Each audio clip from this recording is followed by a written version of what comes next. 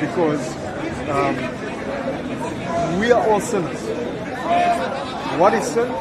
It's breaking the law of God. So as sinners, we deserve death, according to the Bible, Romans 6:23. But Jesus came down and he lived without sin. That's the main point. Most Christians are like, he died on the cross for us. No. First, he lived without sin. And because of that life that is sinless, he can impart it to us. He took our place, living that life that we're supposed to live. And because of that, he stands before God as our representative. And when we accept him, that life becomes our life. You understand? When you say acceptance, you're talking about acceptance of Jesus. Yes. What does that entail? That means you accept the life that he lived on your behalf, because you can't live a sinless life. You've already sinned. And the law of God requires perfection. That's why it says the wages of sin, the wages of breaking God's law is death. And God says, you all human beings deserve to die. However, there's a gift that I want to give. That gift is in my son. He lived a sinless life so that he can credit your account. You are a sinner and you deserve death, but that credit can be cancelled. How? Because of the life, not the death first, the life of Christ, because he lived without sin. It's credited to your account. Now you stand before the law uncondemned. Jesus died in our place. We're supposed to die. He died in our place. And then we accept him as the Savior, we can find salvation. Basically died for our sins. Died for our sins. Yes. Do you believe that he believed? Yes. And do you believe that he was willing to give up himself? Check where these guys are. I hope he hasn't read. Hold on a second.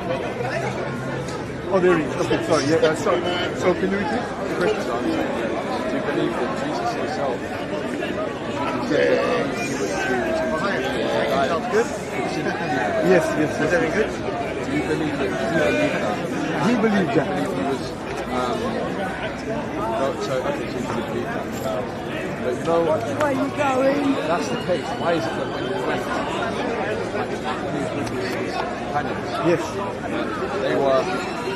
they were preparing for a fight. Yes.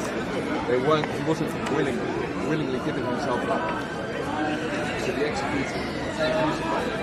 But he was aware of this sacrifice. He was aware that he was to be sacrificed for mankind. He was aware that this was the mission. He wasn't willingly carrying out. Not trying to resist it, not praying for the way out to God.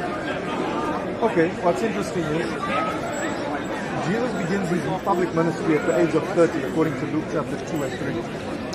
For 3.5 years he was on the earth, then at the end of that 3.5 years he died.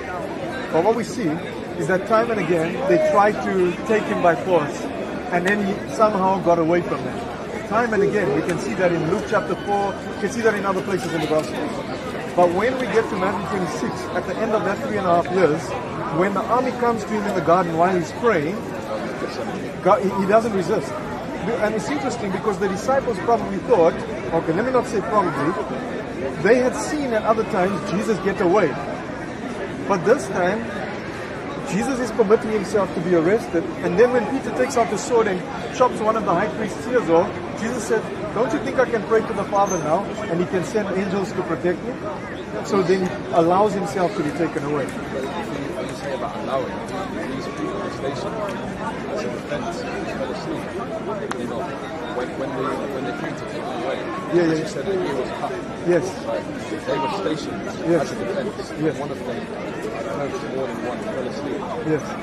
Yeah, oh yeah, So Peter, James and John, his friends. It was a deliberate defense. Yes. It wasn't as though he went there and was waiting for him to be taken away willingly.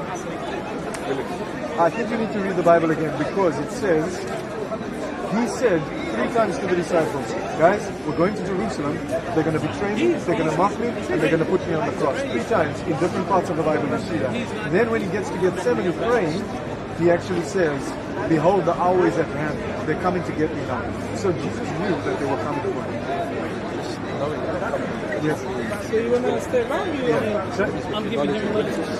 Oh, then why didn't he at that time do what he did at the other time in Wales. and get away? Why did he just allow himself? Because he had the power to do that. He could have done He many lives in things to Wales get away. and his He didn't this time. wife's mother has a place in Chisholm. He comes to London. Instead of going through that, like going to get so many station, Yes. and then he's taken away.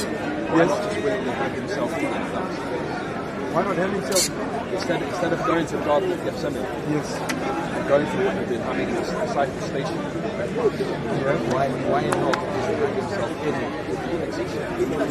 Instead of going through all of that, just hand himself in.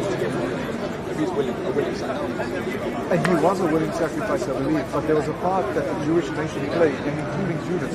Judas was the one that led those men to Jesus, and then they arrested him. So, do I believe that Jesus could have gone and handed himself in? Do I believe that he could have even died there in Gethsemane? Yes, I do. But it's interesting that Jesus had to go through all that suffering first. Because that's kind of mind-boggling. Because why did Jesus go there, go before the courts, where they spat upon him, they mocked him, they put something on his head, they put a crown of thorns on his head, they beat him, basically. Why did he have to go through those things?